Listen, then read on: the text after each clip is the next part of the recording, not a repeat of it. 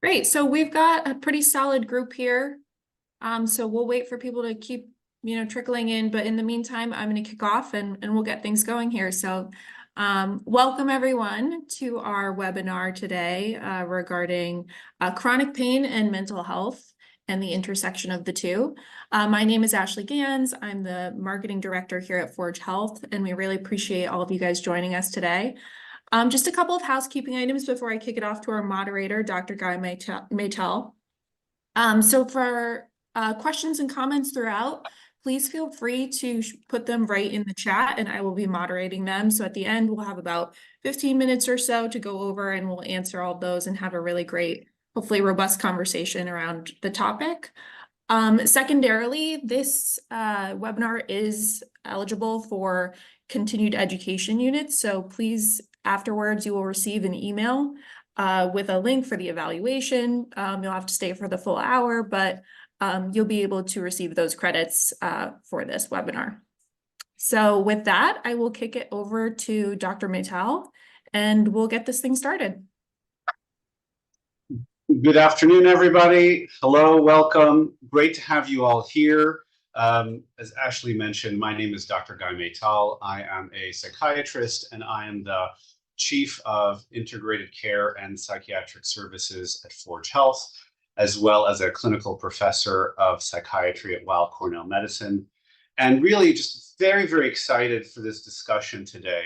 Just want to say two sentences about Forge Health for those of you who don't know, and then introduce our panel and start the conversation. So Forge Health is a mental health company that is dedicated to providing effective, affordable, and accessible mental health care for both general mental health issues as well as substance use disorders in person and online. And we're located in New York, New Jersey, Pennsylvania, and have a presence in New Hampshire and New England as well. And one of the things that we also provide is ongoing mental health treatment for people and families going through cancer. So at the interface of all of those things, one of the issues, one of the difficulties that people deal with that is under-addressed, under-recognized, and that many mental health providers are under-equipped to address are the issues associated with chronic pain. So I'm really, really, really, three reallys excited for our panelists today. And the intention today is to have a conversation amongst the three of the panelists. I'll be moderating. I'm thinking, we were talking about this ahead of time. This is having three great jazz musicians come and play together. So we're very excited for that. So let me start. I'll just introduce the panelists in no particular order. So I'll start with Dr. Craig Blinderman. Dr. Blinderman is a national leader in palliative medicine and is currently the chief of supportive care service at Memorial Sloan Kettering Cancer Center.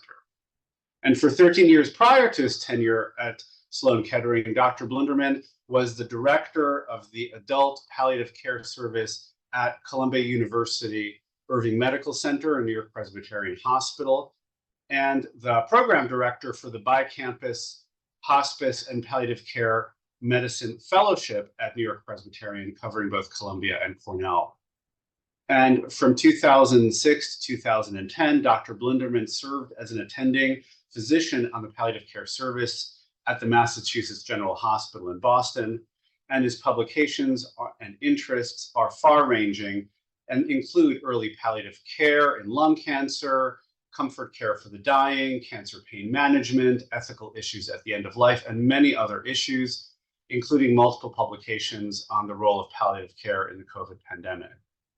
And his interests range widely, and they also include decision-making at the end of life, medical ethics, narrative medicine, and integrating contemplative care and meditation in clinical practice. He is currently the section editor for case discussions in the Journal of Palliative Medicine and a member of the editorial board. And Dr. Blinderman also serves on the advisory board and teaches at the New York Zen Center in New York City. Dr. Michelle Jacobo received her bachelor's from Indiana University and her PhD in psychology from the University of Massachusetts Amherst. and completed PhD training at Massachusetts General Hospital in Boston. She was an intern, a postdoc, and a staff member at MGH from 1996 to 2019, where she cared for many patients across the hospital. While at MGH, she was the director of the outpatient DBT program, dialectical behavioral therapy program, the chief psychologist on the inpatient service, an active educator in training residents, fellows, and postdocs throughout their tenure. And she joined the Dana-Farber Cancer Institute in 2019, where she serves as the director of psychology services for the psychosocial oncology division of the Department of Psychosocial Oncology and Palliative Care. And she also serves as the clinical director of ambulatory services for adult psychosocial oncology and is involved in the strategic threat assessment response team, as well as working on wellness for patients and families. And she is also an attending psychologist on the consultation liaison service at the Brigham and Women's Hospital in Boston. And Dr. Javier Jimenez is the director of consultation liaison psychiatry and chronic pain consultation at Long Island Jewish Medical Center in Huntington, New York. Excuse me, it's New Hyde Park, New York. He completed psychiatry residency at the University of Pittsburgh Medical Center, followed by a psychosomatic medicine fellowship at Massachusetts General Hospital at Harvard Medical School. And prior to joining Northwell several years ago, he worked in CL psychiatry at the Cleveland Clinic for over 7 years and served in a number of liaison psychiatry roles in departments including epilepsy, orthopedics, dermatology, bariatrics, and transplant services. And he also served as the director of the Chronic Pain Rehabilitation Program and the Department of Chronic Pain Rehabilitation in the Neurological Institute. He is a fellow of the Academy of Consultation Liaison Psychiatry and is academically active in various forms at the intersection between medicine and psychiatry, focusing on chronic pain, functional somatic syndrome, medically unexplained symptoms, and integrated care models. So truly welcome to an extraordinary panel. And for those of you who just joined us, since I started the introductions, welcome again to this discussion. So I thought I'd start it off by asking Dr. Jimenez to give us a kind of a broad level set. How do you differentiate between acute and chronic pain? What actually constitutes chronic pain? Thank you, and hello to everyone. Thank you again for having me on this panel. It's a great question, and it's an important one because the management, the approach will be very different between acute and chronic pain syndromes. Chronic pain is typically defined as pain that is lasting longer than at least 3 to 6 months beyond original insult, injury, medical phenomenon, surgery, etc. That time differentiator is very important. You can further differentiate between chronic pain and chronic disabling pain or other subtypes, but that's really the main distinction between acute and chronic pain. And once you are in that category of chronic pain, and by the way, for the moment, I am focusing on chronic non-malignant or non-cancer pain. Once you're in that space, really a number of processes have occurred: neurological sensitization, chronification, not to mention psychological effects of having to live and bear with chronic pain. Once you're in that space, you really have to think about pain management differently than you would with, for instance, perioperative pain, acute pain, which is largely focused on analgesia and pain reduction, rightly so. Once you're in the chronic pain space, you really have to consider a variety of other dimensions that come with chronic pain. Thanks. Thank you for that. And Dr. Jacobo, just a question: when you're meeting someone who's coming to you with an issue related to chronic pain, how do you think about doing an assessment of someone? Thank you for that question. We really need to make sure when we're meeting people, and most of you are clinicians, I understand, so I think we know this, but it's worth repeating, that we are meeting people where they're at, And I think when chronic pain is the diagnosis, we're meeting people who are going to need our utmost respect with regard to the biological validity of their pain, the psychological manner in which we can begin to work on coping, and the impact on their social life. So the perspective is biopsychosocial, as it is often in mental health. But I think it's important to just acknowledge that when people are coming to us for the psychological or the coping side, they're often coming after feeling at times invalidated, unfortunately, or feeling that, you know, there has not been enough acknowledgement that there is a biological basis, and even a biological, as Dr. Jimenez said, kind of back and forth between the body and the mind. So in the biopsychosocial, it's really important, and we teach this to patients specifically, that you imagine all three as overlapping circles or like the legs of a stool, and that you need all three. And even if they're coming to me as a psychologist and I'm going to be keeping in the foreground coping, I'm always going to want to be moving between the biological reality of their pain and the what now, given that we can't treat it as acute stress, and how do we move forward in terms of discerning coping in general and coping specifically with pain, and even cancer pain. We have found that there are differences, but it has a kind of chronicity to it that also needs addressing. Thanks. Thank you. Dr. Blinderman, I'm just going to bring the cancer pain, since it's right here, into the mix. Could you say a little bit about what has pain related to malignancy be unique? How do you think about optimizing it? What does it mean to you when pain is worsening or not worsening? Just an overview of that. Yeah, no, great. I mean, you know, when we think about cancer-related pain, it's generally put into three different buckets. There's the pain that's related to the tumor itself. That's in most cases, that's the generator. There's also about 20 or 30% of patients have pain that's related to the treatment of the cancer itself. So the chemotherapy causing neuropathy, for example, the radiation causing a plexopathy, for example.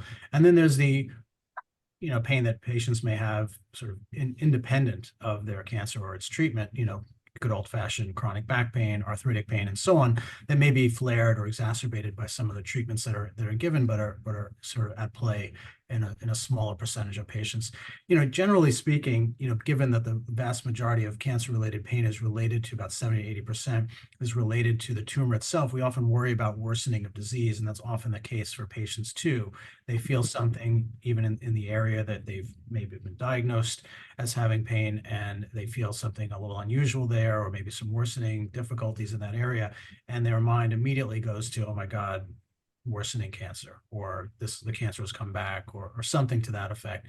And we should be doing the same. I think we should be ruling that out first and foremost when patients are presenting, or patients who've had a history of cancer and it's maybe in a remission, or it's thought to be no evidence of disease, and they have now new back pain. Well, we have to take that into consideration when we're working them up, and have a higher index of suspicion that there could be either recurrence or worsening of their disease. So I think that's one way in which I see it as being somewhat different than chronic pain, and it's also often associated with a life-threatening illness.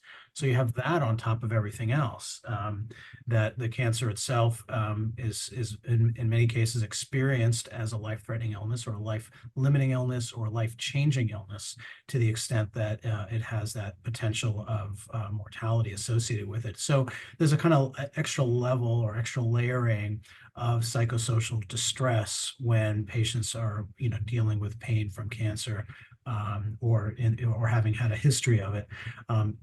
There's also a way in which it's treated differently too. And, I'm sure many of the members of the audience are aware of the CDC published guidelines in the last 10 or so years, looking at and differentiating non-malignant pain from cancer-related pain.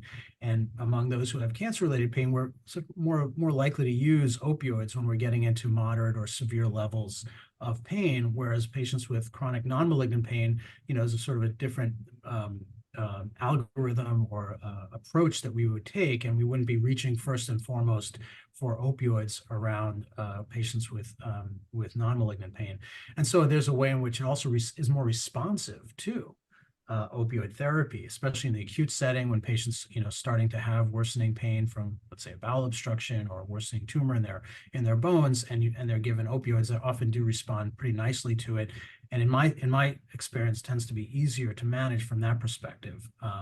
So there's a way in which it both has significance in terms of what it means, and it also has a different approach in terms of the pharmacologic management, at least with respect to opioids. Thank you. And so going back to the other side of that, Dr. Jimenez, because thinking about the audience listening to this, and I'll ask a small question. Can you talk about the interface of psychiatric comorbidities and non-cancer and chronic non-cancer pain? Like what's the interface there? How do you think about that? So many patients who experience a subjective experience of chronic pain are told it's all in their head, or are at the other side of it overly medicalized. How do you navigate those waters? Sure. I like how you explained it as a small question. Yeah, exactly. But to start, and this goes back to Dr. Jacobo's point, we really need to validate individuals with pain of any sort, medically and otherwise, as dealing with something very real in their bodies. And so I start there from a position of medical validation, even if there is non-cancer pain.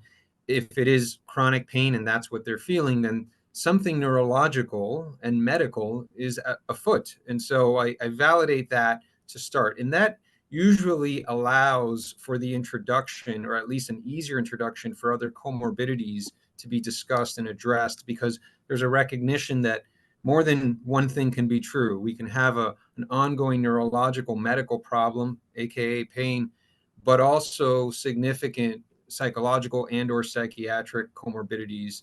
More specifically, in this space, the longer individuals have chronic pain, the greater the rates of psychiatric comorbidities, developing depression, insomnia, PTSD, anxiety disorders of other types, etc. The rates vary from syndrome to syndrome, but you can count on, based on epidemiologic studies, approximately at least a quarter of all chronic pain patients suffering from a diagnosable psychiatric comorbidity, and even higher in some specific conditions. It's all about the individual and their risk factors and other components of their makeup that either elevate or reduce the risk of psychiatric comorbidity. But it's important for practitioners to walk into chronic pain scenarios anticipating a very high rate of psychiatric comorbidity, but beginning with that medical validation of the pain itself, because that's often what the patient is sort of prioritizing from an agenda standpoint, if you will. Their agenda is often, not always, but often prioritizing analgesia or relief of the symptom. And we need to attend to that and validate that before we jump straight into a discussion of psychiatric comorbidities. And if I could just follow up with you, because I think it would be helpful to ground us. If you could just give us a few examples of some of the chronic pain syndromes, non-malignant chronic pain syndromes that you see clinically. Like, what are some of the common features, or like what are the common physical symptoms? Are we talking back pain? Are we talking headaches? Or if you could just, so we can all get at least a little bit more into the meat and bones of it. Absolutely. Well, it is meat and bones. That's funny you say that. It's a lot of musculoskeletal stuff, right? So fibromyalgia, diffuse body pain. We do see headaches, migraines, other central sensitization syndromes like chronic abdominal pain, including IBS. We see a host of other unusual situations like regional pains, like complex regional pain syndrome, and other neurologic entities, neuropathies, back pain of many sorts. Obviously, this is all after the exclusion of some acute or other medical explanation for the pain, right? That assuming that has been properly done, and I don't want to assume too lightly because often it isn't done, but let's assume we're there. Then we're dealing with what I like to term sort of collectively as these neurological sensitization syndromes, in which you have a chronified process affecting either the head and migraine, either the back and low back pain, either the belly and other syndromes. diffuse body pain in the case of fibromyalgia. These are syndromes that tend to have very high psychiatric comorbidities, a lot of difficulty, quality of life issues, and other symptomatic comorbidities too that may not even reach syndromal levels for psychiatric comorbidity. For example, insomnia is epidemic in many of these populations, and we can theorize as to why, but that is a very common feature from a symptom standpoint, aside from the pain that you see in a lot of these populations. Thank you. Really, really helpful. And this is kind of an open question, but I'll start with you, Dr. Blinderman. You mentioned the spectrum of when it is appropriate, more or less so, to use opioids in the management of chronic pain. But a lot of people, there's also the overlap syndrome of people who have a history of substance use disorder, opiate use disorder. How do you talk to people? How do you counsel them? How do you think about managing pain and treating substance use issues at the same time, or at least dealing with people who have that history? Yeah, obviously, one of the most challenging populations I think we all have experienced in working with, and I don't think there's an easy answer to that. If there was, I think we'd all be, doing that. And I think that the challenges, as we know, is there's, challenges of patients even getting adequate mental health services to address their addiction, or people that are trained in addiction. So that's one issue that we face, I think on a systemic level. For me, it's about, trying to being real with where the patient is at and what their history doesn't always predict the future, but it shouldn't be ignored, and it has to be addressed as part of who they are and what they've gone through and how they are at this moment, and the challenges it presents to the treating physician. So when it comes to prescribing opioids, of course, someone who has a history of substance use disorder or opioid use disorder specifically, that puts it in a very high risk category, and something that we have to be extremely careful about. And so my practice has been, if someone requires opioid therapy, if I deem that they require opioid therapy to manage their pain, whether it be cancer-related pain or even some patients with other types of pain syndromes with a serious illness, and they have a history of substance use disorder, I might more likely favor using something like methadone or buprenorphine as my primary analgesics if I think I'm going to be using something in the opioid class, just given the profiles and the possibility that it could be utilized for treating both.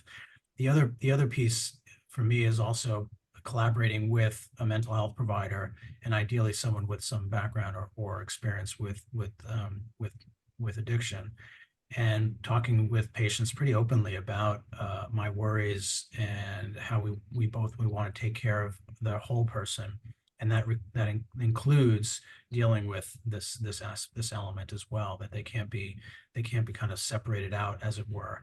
But it can be challenging, and there's a lot of defense mechanisms and a lot of habitual ways in which they work with healthcare providers and healthcare systems that put them often in a place of being on a defensive, or utilizing certain strategies that we might find as manipulative or challenging to work with.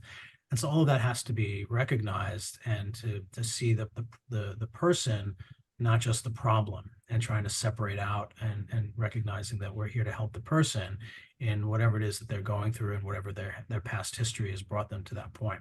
So I do try to take this more holistic approach, and rather than a more dogmatic approach. I know some of my colleagues and others would just sort of have categorical ways of saying, well, they're never going to get opioid therapy because of this, or I can't treat them because of X, Y, and Z, and so then they often experience a sense of abandonment, or a sense of being really utterly disappointed by the medical care system, and then they seek options on their own, which might involve using illicit drugs, street drugs, etc., and put them at much greater risk of harming themselves, overdosing, and so on. So I think we have to take this population very seriously and work through the challenge. It's hard, and that doesn't mean you can't. Lots of things are hard in life, and it doesn't mean you can't do it, or you can't rise to the challenge. but you do have to be mindful of the risks at stake and the regulatory and other environments that we practice in. If I could just jump in, Guy. Absolutely. Please. I think one thing that Dr. Blinderman's saying that feels very important, and it's not necessarily, it's a bit taking another step in this webinar, but I think one of the things that's important is that we as treaters, physicians, as well as mental health practitioners, physicians outside of mental health, that we get the training in how to have these kinds of conversations. Because I think you brought up a bunch of important emotions that are very human, that there's going to be defensiveness, there's going to be high emotion, there's going to be a sense of shame, there's anxiety in the treaters about how to set limits, about how to talk in a non-judgmental but not tiptoeing way if there are histories that people are bringing with them to their current moment. And I think that's a big part of what we do at Dana-Farber, certainly, is working to have always a dyad, if you will, of a palliative care doctor and a mental health professional, finding a way to have this language if we are worried someone is in more of a chemical coping space, if you will, or bringing a past with them. Because you don't want to tiptoe and collude with the patient, but you also don't want to be so reactive as a physician because you're so afraid of the long-term consequences that you can't have the conversation. That's a very complex space that really, it's our responsibility to have that training to create a space to talk with the patient. Thanks. And Dr. Jimenez, I'm curious about your perspective working with people who have non-malignant chronic pain. It's a different dynamic in a different type of urgency, and maybe even, if I might say, a little bit less empathy on the part of the general medical practitioners who are working with these patients. How do you navigate that space for people who have substance use issues who also come in with chronic pain concerns? Right. It's a great question. And I agree with the other two doctors and their opinions. I think what keeps circling in my head with this population, because they are very high risk, is harm reduction. The mantra of sort of meeting individuals where they are and sort of helping them stay safe through their navigation of medical care, chronic pain care, et cetera. Routinely, and in my clinic, I have patients who are on opioids for chronic pain, but are, responsibly using them, being careful with them, being monitored for side effects, having ongoing discussions about that, gradual reductions, et cetera, and looking at that in a very nuanced way. I think this gets to your question, but I don't think much of healthcare, however, is designed for that sort of nuance, unfortunately. Jane Ballantyne, who's a famous pain researcher, once famously said there are no shortcuts in, opioid prescribing. And it's true. There's a lot of time and energy dedicated, and even to those without comorbid addictions. And now, complicate that even further when you do have a comorbid addiction. So I think what Dr. Blinderman was saying, pair up with a specialist if it's not something that you can do solo in your clinic. Meet them halfway, engage in harm reduction, but also, as Dr. Jacobo was saying, validate the various feelings that other providers might be experiencing, yourself might be experiencing, the patient might be experiencing. Talk about them rather than allow them to, go unaddressed, if you will. Great, really, thank you. Back to you, Dr. Jacobo, just a question about thinking about who's listening to this conversation. What are some approaches or actions a therapist can take to support people in coping with a chronic pain syndrome, whether malignant or not? Yeah, that's a great question. Thank you for asking that. So, most of the world these days, in the Western world anyway, of mental health, you're going to look at cognitive behavioral plus mindfulness interventions. And I think what we try to do is offer patients psychoeducation and psychotherapy that, to Javier's point again, do no harm, that sort of first makes an effort to stabilize, develop kind of a psychoeducation and awareness of this complex model, and then really help people think about what pathways they have. And to break it into a nutshell, when I teach psychotherapy basically anywhere these days, the 30-second thing is, if you can change it, if there's something going on and you can change it, you're going to try to use some cognitive or some behavioral strategies to affect a change. But so much of life we cannot change. And chronic pain has a lot of patients having to work on the more mindfulness end, the acceptance-based, humanistic, contemplative base of, when I can't fix something, how do I bear it? How do I bear it skillfully? How do I carry it with me? And I'm not invalidating it, but I'm trying to have a softer reaction to the distress or to the reactivity. Nobody wants to be in pain. And so often there's a primary experience and then a secondary reactivity to that experience. And so psychotherapy, we have a 6-week pain management group at Dana-Farber for patients with cancer pain. And it is very much a CBT, cognitive distortions, identifying those that are specific to pain, behavioral activation, very much specific to like not boom or bust, but going for middle ground, using SMART goals. So achievable in their lives, with goals kind of helping to drive choices and behaviors, and getting out of the more catastrophic global, I'm never going to get better, my life is ruined. Again, validating your life is different. Things have really changed. You've lost a lot. And, you know, adding in. So that dialectic that we know so much these days. So really it's CBT plus mindfulness. And I can say more about each of those interventions if you like, but I'll stop there. Yeah, thank you. And I just wanted, because you mentioned it right there. So I'm curious if you could say a little bit more explicitly, what are some of the cognitive distortions that a therapist working with someone dealing with chronic pain might encounter?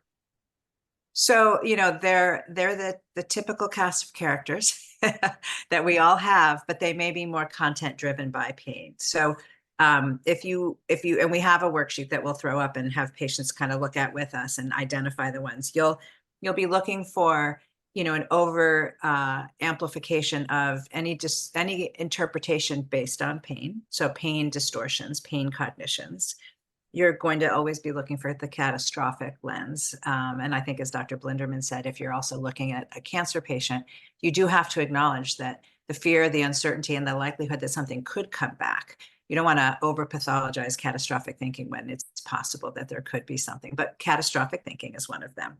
Hurt versus harm. There's an anxiety in patients that if they do more physically, for example, that they may harm their body. So there's a need to sort of challenge a thought that I'm causing harm to my body versus it might hurt me physically. I might feel it, but I'm not causing damage in the chronic pain domain. Keeping an eye on people desperate for an answer and just wishing there was a magic thing that would make it go away. So what we call answer seeking is something that, again, you're looking at these with great empathy and compassion and your own humanity. And what we're really then trying to do is help people observe that as a thought or as an inclination, as how we're living or participating in our lives, getting back to mindfulness. How mindful am I of what I'm doing? How mindful am I of how these thoughts are driving my behavior today? And then can I begin to challenge them and adjust them? Great, thank you. I'm going to, any other thoughts about, well, actually, we'll come back to it because I'm curious about thinking the other side. How do you actually talk to people because there are plenty of people who will come to you and say, I just want you to fix this, like you were saying, Dr. Jacobo. Just like Dr. Jimenez or Blinderman, some people will come and say, I just want you to give me a pill to fix this. How do you engage in that sort of transitioning them over? What you go ahead. It's a little bit of that. I mean, as a psychologist, right? So I'll speak for my sort of the talk therapy world. I think there's that sense of, again, honoring where someone is, acknowledging it. You could get into some motivational interviewing and sort of see what they might feel they can move. You could think of them as pre-contemplative.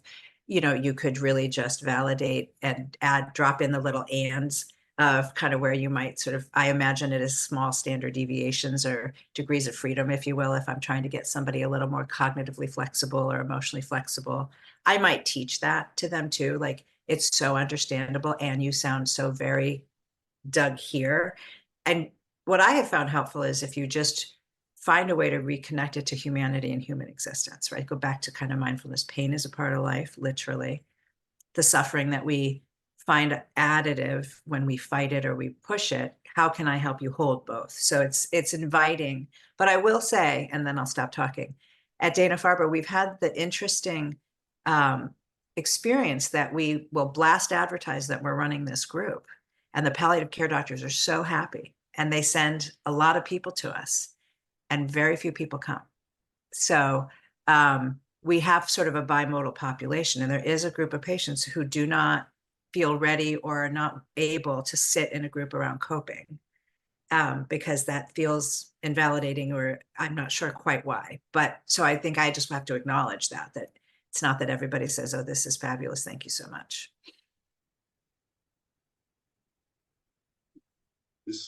Any comments regarding that, Dr. Jimenez or Blinderman? Yeah, I'll just say a couple of things, and I'd be curious to see Dr. Blinderman says as well. For patients who do come in with this, let's call it a bit of a oversimplified fantasy, give me something that'll take care of everything kind of narrative. I first actually, again, validate that they have a complex chronic pain syndrome, but I actually, talk them off of that oversimplification distortion and explain to them, pain is actually a pretty complex thing. It starts in one spot and it travels through various nerves and then gets affected and changed again in your spinal cord. And I literally go through all the anatomy of how complex a pain circuit is, so that they realize there's actually a lot of moving parts. And because there's a lot of moving parts, and they're all, by the way, legitimately medical and material, you may need different interventions to target at different parts of this circuit, including things for the brain, the central nervous system, et cetera. And that opens up the idea that this isn't going to be simple. It's not going to be a quick fix, one med. It may be one or two meds. It may be removing something else. It may be some cognitive therapy. It may be some physical